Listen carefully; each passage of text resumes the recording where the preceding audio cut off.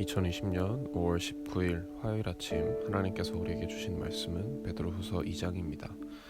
앞서 1장에 대해 설명드린 대로 베드로후서는 베드로와 로마 교회가 함께 쓴 편지입니다.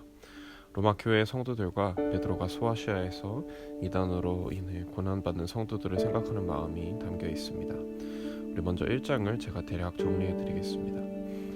예수님께서는 우리의 죄를 대신해서 죽으셔서 우리가 경건한 삶을 살 수 있게 되었습니다. 그리고 하나님은 우리에게 약속을 주셨습니다. 우리가 예수님을 믿고 죄를 고백하면 우리가 구원받을 수 있고 죄와 절망의 상태에서 빠져나올 수 있음을 약속하셨습니다. 그리고 십자가에서 죽으시고 부활하셔서 승천하셨던 예수님이 언젠가 다시 돌아오실 것이라는 약속도 하셨습니다. 하지만 예수님께서 하늘로 승천하시고 다시 돌아오실 것이라는 사실을 부정하는 이단적인 무리들이 있었습니다. 그래서 베드로는 자신이 예수님에 대해 가르치셨던 것들이 모두 진실이고 직접 경험했던 것이라는 사실을 알려줍니다. 예수님에 대한 이야기는 제자들이 말로 꾸며낸 것이 아니라 정말로 경험했던 사실을 알려주는 것이었습니다. 그러니 소아시아의 성도들도 이미 믿고 경험한 예수님을 항상 기억해야 합니다. 1장의 내용에 이어서 2장에서는 본격적으로 이단에 대해서 비판하고 있습니다. 분명 예수님은 하나님께서 보내신 사람이지만 그 사실을 부정하는 거짓 선생들이 있었습니다. 그들은 우리를 위해서 죽으시고 부활하신 예수님을 부정했습니다. 또한 호색하는 것을 따랐다고 했는데요. 호색한다는 것은 성적인 죄를 저지르는 것을 의미합니다. 그리고 3절을 보게 되면 거짓 선생들은 하나님의 심판은 없을 것이고 멸망하지도 않을 것이라고 가르쳤다는 사실을 알 수 있습니다. 그래서 4절부터는 베드로가 하나님께서 옛날부터 죄를 짓던 자들을 반드시 심판하셨다는 사실을 다시 알려주고 있습니다. 타락했던 천사들, 노아를 무시하며 죄를 짓던 사람들, 소돔과 고모라의 악한 자들은 모두 하나님 앞에서 죄를 지었습니다. 하나님이 살아계시다는 사실도 알았지만 무시하면서 죄를 지었습니다. 그러니 하나님께서는 오늘날 죄를 짓는 거짓 선생들도 벌하실 것이고 약속하셨던 대로 예수님께서 재림하시면 심판하실 것입니다. 4절에서 보게 되면 범죄한 천사들이라는 말이 나옵니다. 이 범죄한 천사들이라는 말은 창세기 6장에서 나왔던 에녹과 그 용사들이라는 사람들을 지칭합니다.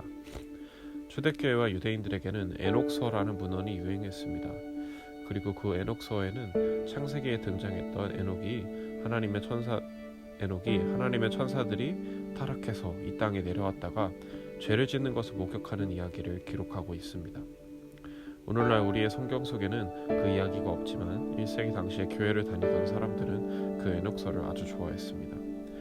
4절에서 베드로가 이야기하는 범죄한 천사들도 바로 에녹서에서 등장했던 타락한 천사들을 의미합니다. 11절에서는 다시 한번 천사들을 언급하고 있습니다. 거짓 선생들은 그런 천사들이 어떻게 실제로 있을 수 있겠냐고 비웃었습니다. 그리고 교회에서 이야기하는 영적인 것들, 천사들이나 악마나 이런 것들에 대해서도 비웃었습니다. 13절에서는 이 사람들이 낮에 즐기고 노는 것을 기쁘게 여기는 사람들이라는 말이 기록되어 있습니다. 이 말은 로마 사람들의 인식에서 비롯된 것입니다. 로마인들은 낮에는 일하는 시간이라는 인식을 가지고 있었습니다. 고대 사회에는 당연히 우리처럼 변기가 없고 형광등이나 백야등 같은 조명들이 있을 수가 없습니다. 그래서 낮 시간에 해가 떠 있을 때는 당연히 일을 해야 했습니다. 그리고 먹고 마시고 파티를 즐기는 것은 밤에나 해야 되는 것이었습니다. 그런데 거짓 선생들은 낮에도 일을 하는 것이 아니라 그냥 마음대로 즐기고 있었습니다. 음란한 성적인 범죄를 낮과 밤을 가리지 않고 저질렀습니다. 그러면서 같이 교회를 다니는 사람들을 유혹해서 잘못된 길로 빠뜨리고 있었던 것입니다. 그러니 이 거짓 선생들은 사실 예수님을 믿지 않는 로마 사람들이 보기에도 잘못된 행동을 하고 있었다는 것입니다. 우리도 이처럼 오늘날에 교회를 다니면서 막상 교회를 다니지 않는 사람들보다 허서슴없이 죄를 저지르는 사람들에 대해서 많이 알고 있습니다. 이런 거짓 선생들의 모습은 오늘날 우리들의 모습을 다시 한번 되돌아보게 합니다. 17절에서는 물 없는 샘, 광풍에 밀려가는 안개라는 말이 나옵니다. 만약 샘물이 없다면 어떨까요? 샘물에 물이 없다면 어떨까요? 샘물에 물이 없다면 아무런 쓸모가 없을 것입니다. 그리고 안개가 광풍에 밀린다면 어떨까요? 한순간에 안개가 사라질 것입니다. 그런 것처럼 거짓 선생들도 물이 없는 샘과도 같았습니다. 샘물에 당연히 물이 있어야 하지만 물이 없다면 아무런 쓸모가 없는 것처럼 거짓 선생들도 당연히 알았어야 할 하나님의 말씀을 모른 채 아무런 쓸모가 없는 행동을 하고 있었습니다. 거짓 선생들은 쓸데없는 자랑을 했습니다. 그리고 이제 막 죄를 회개해서 예수님을 믿게 된 사람들을 다시 죄를 짓는 길로 빠뜨렸습니다. 예수님께서는 인간이 죄로부터 자유롭게 할 수 있는 기회를 주셨습니다. 그래서 우리가 예수님을 믿으면 죄로부터 자유롭게 된다는 사실을 약속해 주셨습니다. 그런데 거짓 선생들은 자유를 얻을 기회를 받았는데도 그 기회를 직접 발로 차버리고 스스로 다시 죄를 짓는 선택이라 한 것이나 다름없었습니다. 그래서 20절과 21절에서는 다음과 같이 베드로가 말합니다. 제가 읽도록 하겠습니다.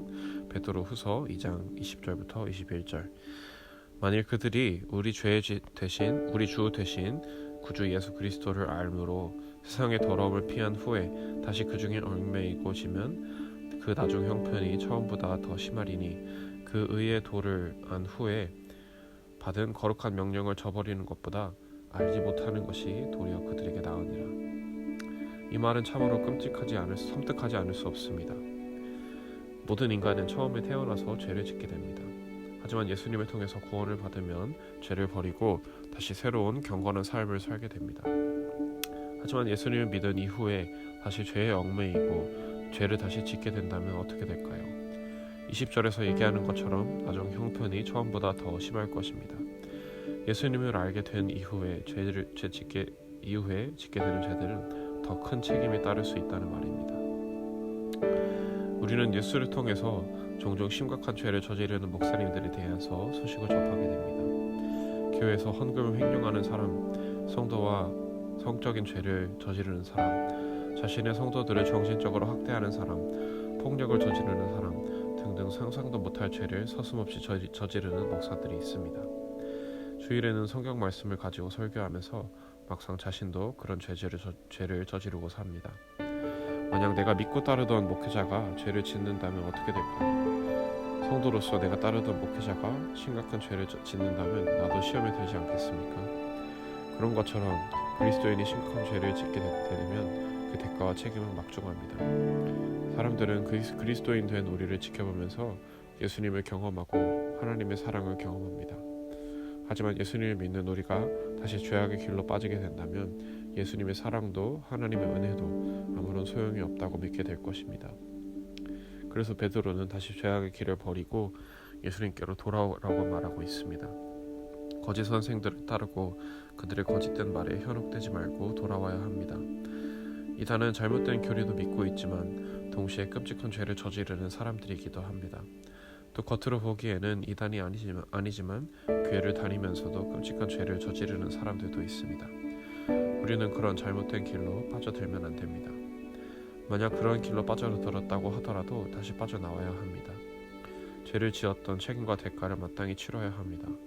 그리고 죄에 대한 책임과 대가를 치렀다면 다시 예수님 앞에서 나의 죄를 용서해달라고 고백하시기 바랍니다. 죄를 짓게 되면 사람은 명백히 그 책임을 져야 합니다. 그리스도인도 그 죄의 책임을 질 수밖에 없습니다. 하지만 우리가 우리의 죄를 진심으로 회개한다면 하나님께서는 우리에게 다시 기회를 주십니다. 그러니 사랑하는 여러분, 우리는 그리스도인입니다. 그리스도인은 예수님께서 죄를 용서해 주신 것을 믿고 더 이상 죄를 짓는 인생이 아니라 예수님과 같은 삶을 살겠다고 고백하는 사람들입니다. 그러니 우리는 예수님을 의지해야 합니다. 예수님을 믿게 된 후에 죄를 지었더라도 그 책임을 지고 다시 회개하시기 바랍니다.